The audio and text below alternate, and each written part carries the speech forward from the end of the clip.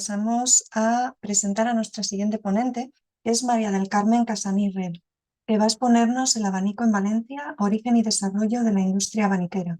María del Carmen es licenciada en Historia del Arte y doctora en Patrimonio Cultural por la Universidad de Valencia, con su tesis La fabricación de abanicos en Valencia en los siglos XIX y XX. También posee el máster en Conservación Preventiva del Patrimonio Cultural y el posgrado en Educación Artística y Gestión de Museos. Entre sus investigaciones sobre el abanico destacan las publicaciones Historia, Producción y Traducción del Abanico Valenciano y En un mundo de abanicos, catálogo ilustrado de la colección del MUPA del 2019 y La indústria palmitera a l'Horta Sud, noves dades sobre el seu estudi en Annals Institut d'Estudis Comarcals del 2022. Como ponente ha realizado la conferencia La fábrica de abanicos de Sedaví en el Ayuntamiento de Sedaví en mayo del 2023 i ha comissionado Art i Singularitat Palmitos històrics de la colecció Burriel, expuesta en el MUPA entre julio y septiembre del 2023.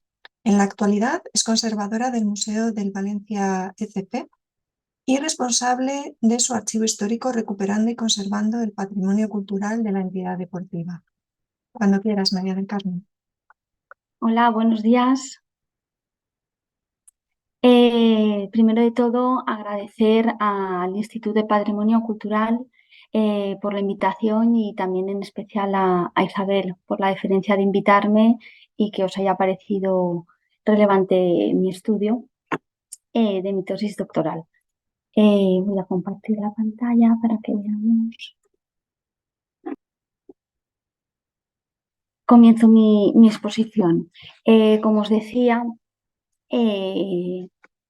voy a hacer un pequeño resumen de mi tesis doctoral para que entendáis un poco cómo funciona cómo ha funcionado la industria abaniquera en Valencia, tan importante, ¿no? Tanto se ha hablado de ella, porque es conocido por todos, ¿no? Que la industria abaniquera de Valencia fue principal productora de abanicos entre los siglos XIX y XX. Y hasta hoy llega, ¿no? Ese reducto que ya nos explicaron ayer, llegando a desbancar incluso a la producción francesa, que hasta el momento era la hegemónica. En mi exposición explicaré un poco cómo y cuándo se hicieron abanicos en Valencia, cómo se inicia esa potente industria. Entendamos un poco cómo se trabaja, ¿no? Para poder haberlo conseguido, como esos pequeños detalles. Y luego un poquito los detalles del siglo XIX y el siglo XX. Mi tesis termina en el primer tercio del siglo XX, pero daré unos pequeños guiños a cómo continúa. ¿Cuándo, no? Empiezan esta industria? Esa fue una inquietud cuando comencé a decidir que quería hacer el doctorado. El tema que más me apasionaba era este. Siempre había visto catálogos de exposiciones, siempre hablando de grandes colecciones, siempre asociadas a particulares, obviamente, pero que estaban relacionadas con los periodos de reinado, ¿no? Los estilos iban asociados a los periodos de reinado, el abanico isabelino, el abanico cristino, etc. Pero, ¿y dónde están esos abanicos valencianos?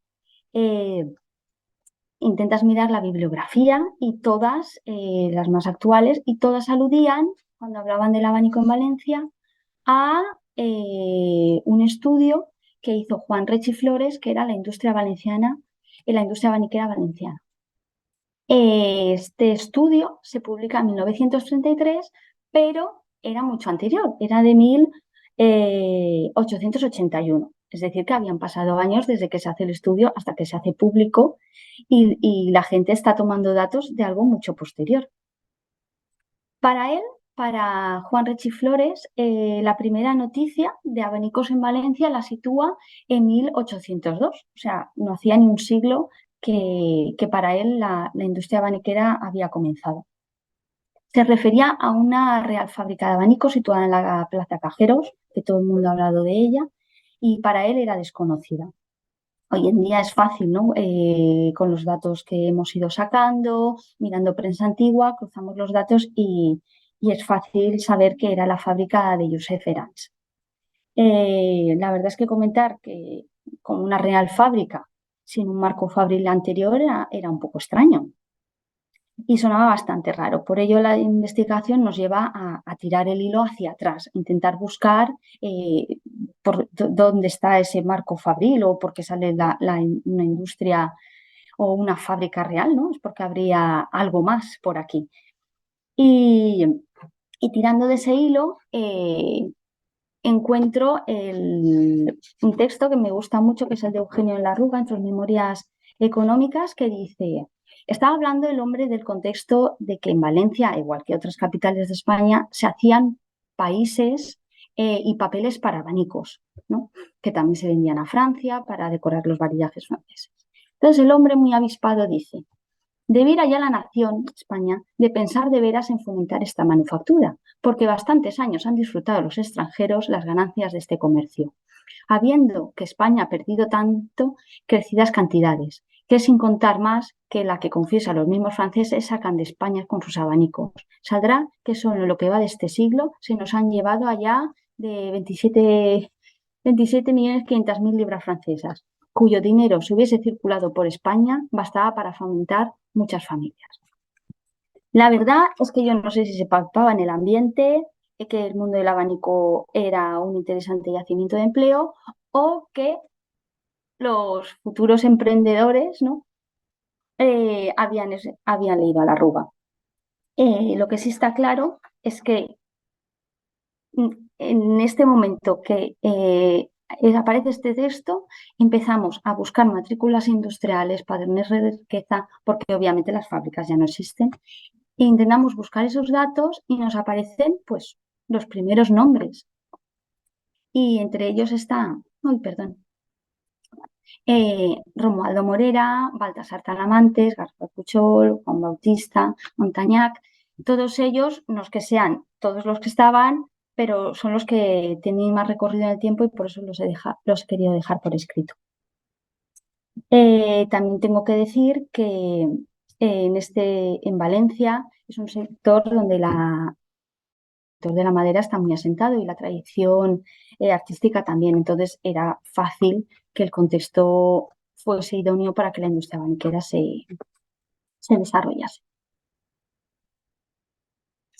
Pues bueno, si nos centramos en el siglo XIX, las empresas de los emprendedores citados se consolidan y los nombres comienzan a aumentar. Empezamos a buscar en los archivos y poco a poco cada vez hay más nombres. Pero también en la dificultad que no todos los nombres que nos aparecen seguramente fuesen los que estaban, ¿no? Todos los que os dedicáis a la investigación sabéis los sesgados, ¿no? Que están los datos, pero bueno, al menos nos podemos hacer una idea del volumen. Y a medida que va pasando el tiempo, los datos van aumentando y se hace evidente que la industria crecería. Por ejemplo, en este censo que pongo, esta primera foto, aparecen 6 nombres, de los cuales sean Pedro Chara, Francisco García y los hermanos Simonet eran nuevos a los que había citado antes. Según Rechi Flores, este primer investigador, para él, Monsieur Simonet sería el más importante hasta el momento, pues sabía las claves para desarrollar una buena empresa. Él había sido representante de una casa parisina que estableció en Valencia una factoría de ellos y desarrolla lo que sería esa fabricación a la francesa, con todo lo que conlleva su mercadotecnia. Y ese es un dato que está ahí. Yo no he conseguido descubrir nada más de Monsieur Simonet, algún llamamiento por si alguien se anima o le aparece algo. Y otro dato relevante, buscando fuentes paralelas, por ejemplo, famoso es Pascual Mato, ¿no? En su diccionario geográfico histórico-estadístico de España entre 1846 y 1850, que hace un recorrido por toda la España, fijándose pues, en lo más anecdótico para un viajero. Y él habla, al pasar por Valencia, de 5 fábricas de abanicos finos y entrefinos. Evidentemente, habrían más de 5, pero es un dato significativo porque ya está hablando de finos y entrefinos, está hablando ya de las calidades que hay en la producción. Y también se ve un poco pues, el nivel de especialización que estaba llegando Valencia. Sea como fuere, en la mitad del siglo XIX, el asentamiento abaniquero en Valencia es obvio que está consolidado, pero la mano de obra no solo se concentraría en una sola persona, en la del abaniquero. Eh, el abanico, como ya habéis visto, pasa por muchas fases, ¿no? Que ya se han explicado. El varillaje, el país, la decoración, las decoraciones del país, luego una decoración posterior del varillaje, y hay muchos detalles, ¿no? Y todo eso, ¿dónde se hacía? Entonces, quiero hacer un parón.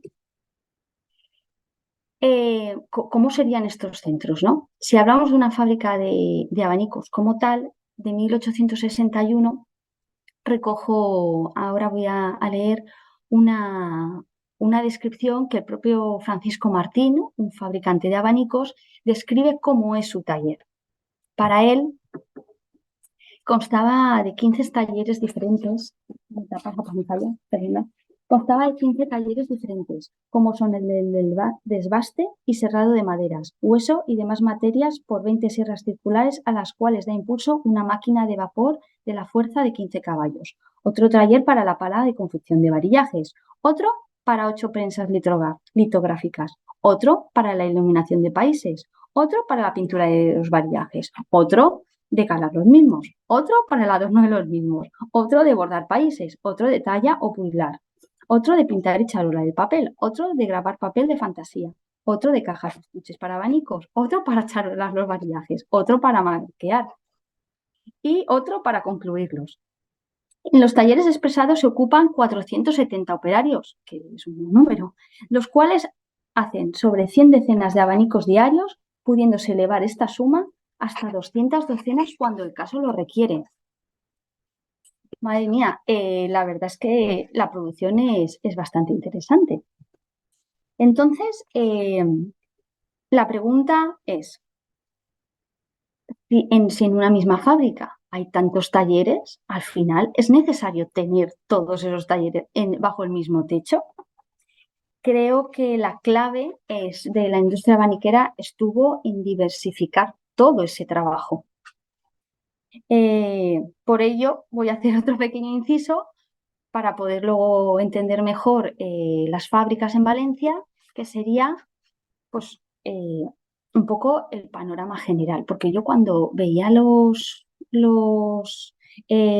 las contribuciones, las matrículas industriales y todos estos datos económicos, veía fábricas de abanicos por un lado, fábricas de varillajes y montadores por otro, y decía, me quedaba todo un poco raro, porque pagaban de manera distinta. Y es porque, como Francisco Martín, estaban las fábricas de abanicos, que congregaban todo el trabajo. Y luego habían otras avispadas que para qué estar bajo el mismo techo, y son las fábricas de varillajes. Ellos podían trabajar independientemente de todos los otros procesos y realizar el trabajo. Y por otro lado, cuando ya estuviese el país realizado, el varillaje también realizado, había otro grupo de personas que eran los montadores. Y era otro tipo de fábricas donde congregaban a todo ese trabajo domiciliario o de taller secundario y lo unían todo y ya se lo daban al fabricante final o las tiendas para la venta.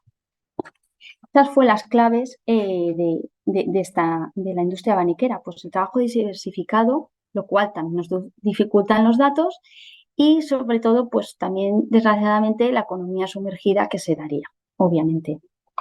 Ese trabajo domiciliario, pues como veis, hay niños, muchas mujeres que seguramente no estarían reconocidas, o parte sí, y ese es un poco el esquema general. Ahora ya podemos entender un poco mejor los membretes, ¿no? En la gran fábrica de varillajes de Prior, solamente varillajes, él era especialista en ello. Filiberto García, por ejemplo, hacía las dos cosas. Francisco Mate igual y Joaquín Lluc lo mismo. Cada uno, o sea, y en este punto, en esa diversificación es cuando ayer hablaban de Aldaya, ¿no? O los estudios que he hecho yo sobre el Hortasud. El hecho de que se diversifique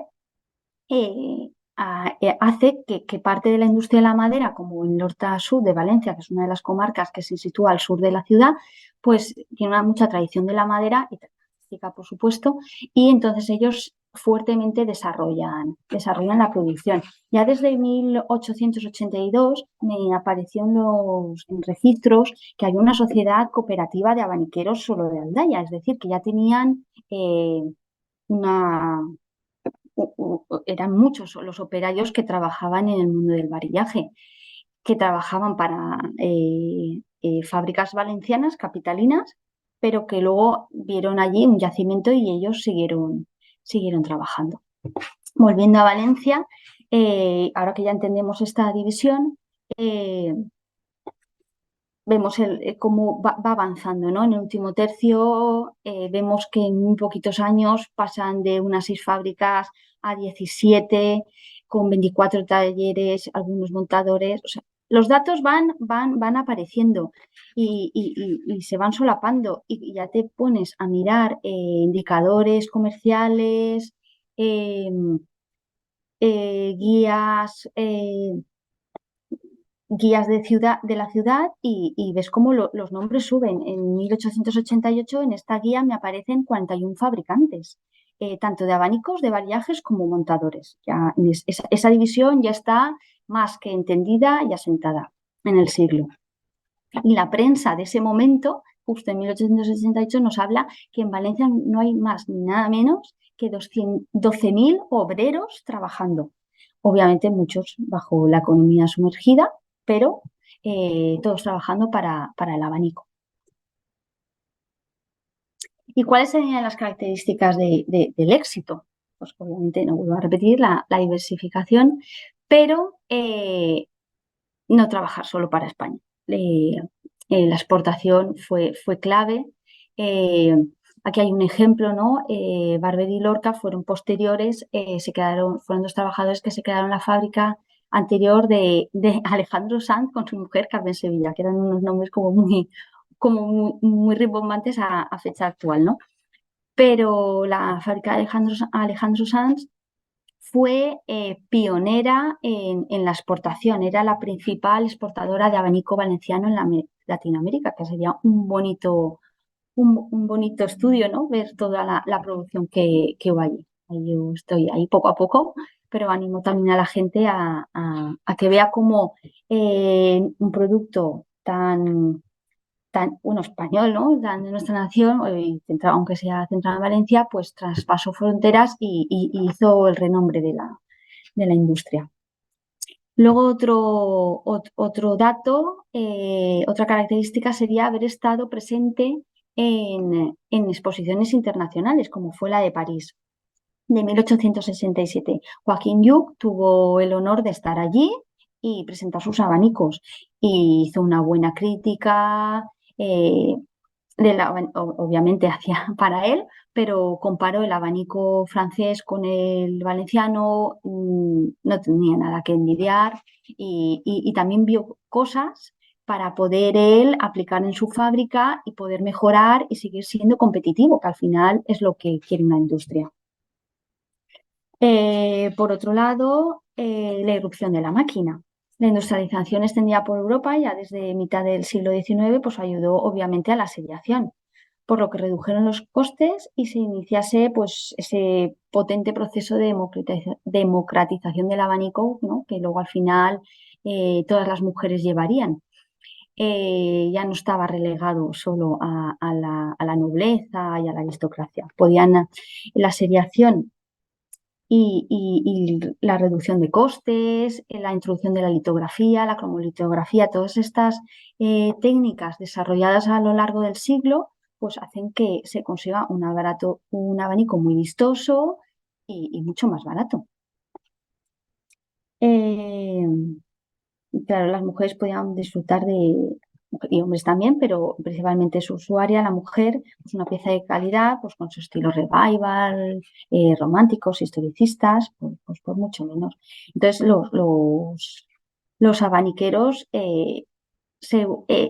están a tope, ¿no? Y inventan nuevas formas para los abanicos, crean patentes, cosas muy inverosímiles como un abanico geográfico, un abanico prismático, van inventando cosas.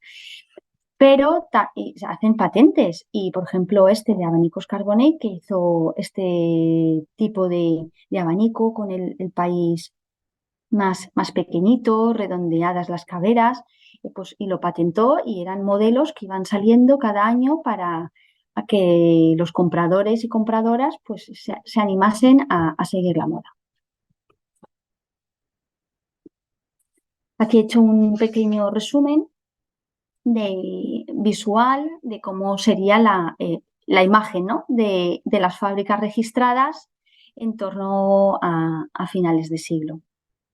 Vemos que pone fabricantes de variajes, hay poquitos en estos momentos, parte estarían en la Horta Sud, en esa comarca que decía antes, y pues muchos en Valencia, la mayoría. Se sitúan por la parte centro, si conocéis Valencia, este es el casco antiguo. Al siglo siguiente, se inicia el siglo XX, seguimos, ¿no? La industria está completamente asentada y el abanico valenciano ya ha traspasado el charco, ya está todo, todas las bases están hechas para que esto siga y siga. Está en boca de todos, la prensa se habla del abanico valenciano, prensa foránea, prensa local, las bondades del abanico valenciano, y un gran hito que tuvo la ciudad fue la exposición regional de 1909. El abanico podía estar dentro del pabellón de la industria, pero decide tener un pabellón propio por la importancia que tiene y que por mucha gente iba a venir a verlo. Y aquí tenemos la foto del pabellón, detrás está el otro, pero el pabellón abaniquero tiene su propia presencia, tiene dentro actividades como la creación de abanicos en directo para los asistentes, 4 vitrinas con los 16 principales expositores y fabricantes, y ya es un hecho, ¿no? Luego tenemos la moda de los años 20, aunque ahí patina un poco el abanico, es una de las principales crisis, podríamos decirlo de alguna manera, porque la mujer cambia un poco los hábitos, ¿no? La mujer es el principio de la liberación, la moda, es una mujer renovada, fuma, libre, conduce, está en la vida social.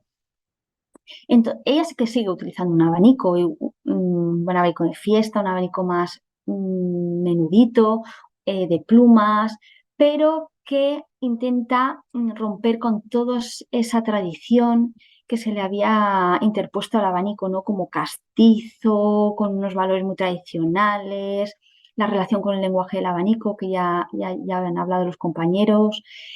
Todos esos rasgos a los que estaba asociado, pues es como que la mujer moderna intenta desprenderse. Los productores avispados, no se nos va a acabar el chollo, pues vamos esto es un elemento también de moda, entonces tenemos que, que renovarnos, no solo con las patentes que irán como cada X años, no sé que cada temporada los productores van a tener su catálogo. Es más, habían catálogos de abanicos, cada fabricante, que cada temporada, casi medio año antes, ya estaban presentando en las tiendas y que vean los gustos coetáneos del momento para ser competitivos. Aquí está de 1914, se publicó en la Esfera este abanico ovalino que la sociedad, la sociedad de fabricantes de abanicos habían puesto como moda para ese año, ¿no? Luego también hablar, por ejemplo, vemos la foto de Vizcaíno, que nos hablan de tiendas especializadas, que hacían verbenas del abanico, fiestas nocturnas en torno a este producto para revalorizarlo y que no cayera en el olvido o quedase relegado a un segundo plano. Como todo pasa, ¿no? Las crisis están ahí, la moda, y luego llega